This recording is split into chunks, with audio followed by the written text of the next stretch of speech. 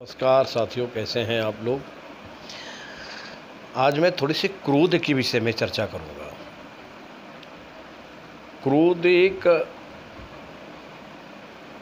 ऐसा शरीर के अंदर उत्पन्न होने वाला एक स्वभाव है। देखिए, 5 कर्मेंद्रियां हैं, 5 ज्ञानेंद्रियां हैं, 4 चतुष्टय है, मन, बुद्धि, चित्त और अहंकार। शरीर का संबंध इंद्रियों से, इंद्रियों का संबंध मन से, मन का संबंध बुद्धि से, बुद्धि का संबंध आत्मा से और आत्मा का संबंध परमात्मा से है। जो जीव और परमात्मा में भेद है उसे कहते हैं द्वैत भाव। और जो जीव और परमात्मा का भेद समाप्त हो जाता है तो व्यक्ति अद्वैत में प्रवेश कर जाता है। सो हम, जो परमात्मा है वही मैं हूँ। ऐसा पुराणों में लिखा है, क्रोध पाप कर मूल। क्रोध पाप की जड़ है।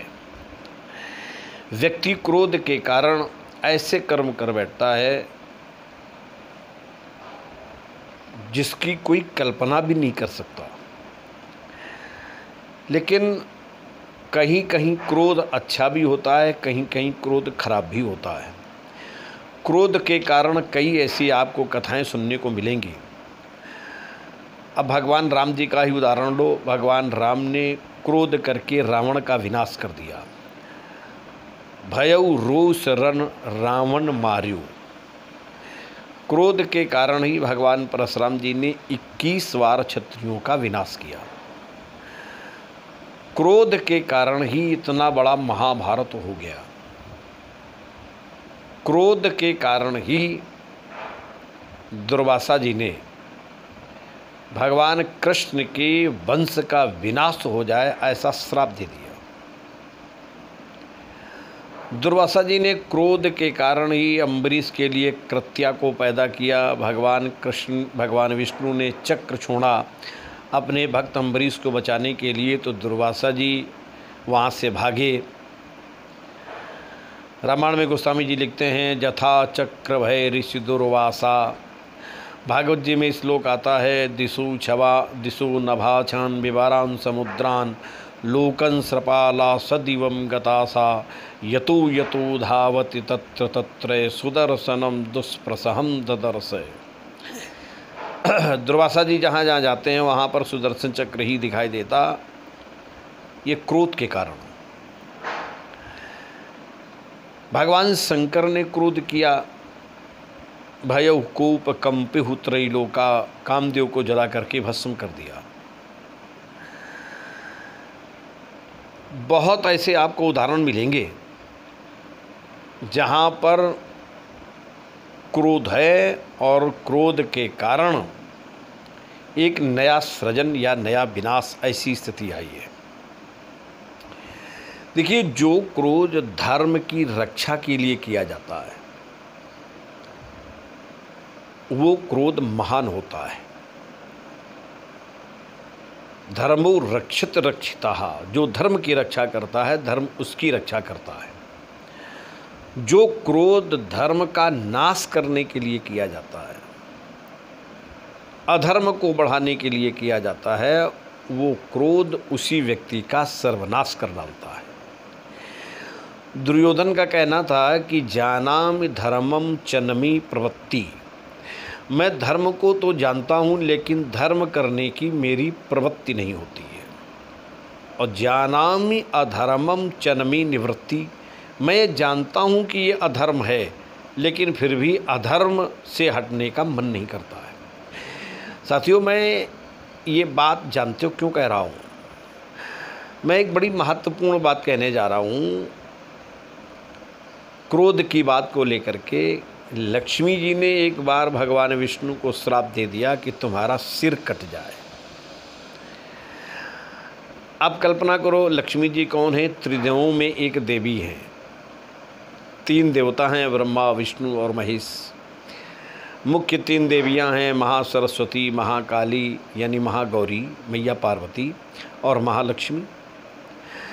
लक्ष्मी जी ने अपने पति भगवान विष्णु को श्राप दे दिया कि ये सिर तुम्हारा कट के गिर जाए।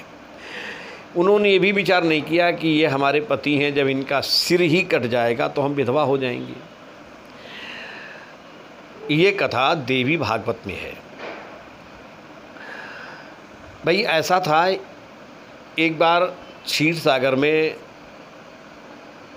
भगवान लेटे हुए थे, शेषैया पर थे। लक्ष्मी जी उनके चरण दबा रही थीं। भगवान आंख बंद किए हुए लेटे हुए थे। अचानक कोई चीज़ याद करके, पिछली कोई बात भगवान को याद आ गई और अचानक भगवान हंस पड़े। जैसे भगवान खिलखिला करके हंस पड़े तो लक्ष्मी जी ने देखा कि भगवान विष्णु हंस रहे हैं, अचानक हंसे हैं, ऐसा कोई कारण भी नहीं था जिसके कारण ये हंसे हों। तो निश्चित ही ये मेरे रूप को देख करके हंसे हैं, मैं इनको अच्छी नहीं लगती हूँ, मैं इनको कुरूप लगती हूँ, ऐसा विचार करके अपने को अपमानित महसूस करते हुए लक्ष्मी जी को बड़ा क्रोध आ गया। लक्ष्मी जी ने भगवान विष्णु से कहा कि भाई आप हंसे क्यों? भगवान ने कहा कि मुझे पुरानी एक कुछ बात याद आ गई जिसके कारण मुझे हंसी आ गई। लक्ष्मी जी ने कहा आप मेरे से झूठ बोल रहे हैं, आप मेरे रूप को देख करके हंसे हैं, अब मैं आपको अच्छी नहीं लगती हूँ, आप मेरा तिरस्कार कर रहे हैं। भगवान ने कहा देवी ऐसी कदापि कोई बात नहीं है, मैं तुम्हारा तिरस्कार नहीं करता। यस्त नार्यंत पूज्यन्ते रमन्ते तत्र देवता। जिस घर में स्त्रियों का सम्मान होता है वहाँ पर देवताओं का निवास रहता है। मैं स्त्री जाति का सम्मान करता हूँ। भगवान शंकर ने तो यहाँ तक सम्मान किया, अर्ध नारीश्वर बन गए। तो देवी मैं तुम्हारा सम्मान करता हूँ, मैं कभी भी किसी स्त्री का अपमान नहीं करता, इसलिए तुम क्रोध न करो। मैं तुम्हारे चेहरे को देख करके नहीं हंसा हूँ। लेकिन लक्ष्मी जी के अंदर क्रोध का समावेश हो गया और क्रोध में आकर के भगवान विष्णु की एक बात भी नहीं मानी और अंतोगत्वा ये श्राप दे डाला कि हे प्रभु, जिस मुख से तुमने मेरा उपहास किया है, तुम हंसे हो, यही सर शीघ्र ही कट के गिर जाएगा। अब आप कल्पना करो जरा, ये लक्ष्मी जी को क्या उचित था जो अपने पति भगवान विष्णु को इन्होंने श्राप दे दिया। देवियों का आदर सारा संसार मानता है और इन्होंने अपने पति के लिए ऐसा कहा, जबकि ऐसा कहा गया सदा रूग बस जड़ धनहीना अंध बधिर क्रोध्यु अतिदीना ऐसे व पति कर किए अपमाना नारी पाव जमपुर दुख नाना। चाहे जैसा पति हो, उसका पति उसका देवता है। फिर लक्ष्मी जी ने ऐसा क्यों किया? देखो एक बात बता दें, अब इस जगह थोड़ा सा विचार करने की आवश्यकता है। भगवान के बिना पत्ता नहीं हिलता। वास्तव में भगवान ही ऐसा चाहते थे कि लक्ष्मी जी के द्वारा मुझे श्राप मिले। भाई बात ऐसी थी कि एक हयग्रीव नामक दानव पैदा हो गया। सारा शरीर तो मनुष्य का था और उसका गर्दन से लेकर के ऊपर तक चेहरा ये घोड़े का था। है माने घोड़ा, ग्रीव माने गर्दन, जिसकी गर्दन घोड़े की हो, चेहरा घोड़े का था, इसलिए उसका नाम हयग्रीव हुआ। उसने ब्रह्मा जी से वरदान मांगा था जो मेरे जैसा हो वही मुझे मार सके। उसी समय उसने ब्रह्मा जी के मुख से निकले हुए वेदों को चुरा लिया। जैसे ही ब्रह्मा जी के द्वारा वरदान प्राप्त किया हुआ, वो दानव ने जैसे ही ब्रह्मा जी के वेदों को चुराया तो सारा संसार मर्यादा शून्य हो गया। अब उसको मारना है, लेकिन उसके जैसा ही कोई हो मारे। तो भगवान ने कहा अब मेरे अलावा कोई ऐसा नहीं है जो उसको मार सके, और लेकिन मैं इस रूप से उसको मार नहीं सकता। हमारा सिर जब हटेगा, इस जगह घोड़े का सिर लगाया जाएगा, तभी मैं उसको मार पाऊंगा। तो भगवान ने कहा ये कैसे बने? तो उन्होंने लक्ष्मी जी को निमित्त बनाया और लक्ष्मी जी के अंदर क्रोध का आविष्कार करके और अपने को श्राप दिला करके भगवान ने हयग्रीव अवतार धारण किया और उस दानव का वध किया है। भगवान ने वेदों की रक्षा की है।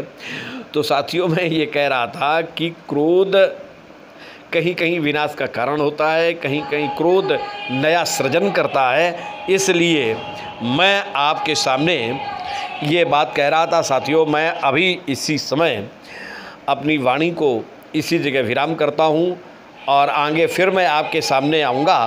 तब तक के लिए नमस्कार।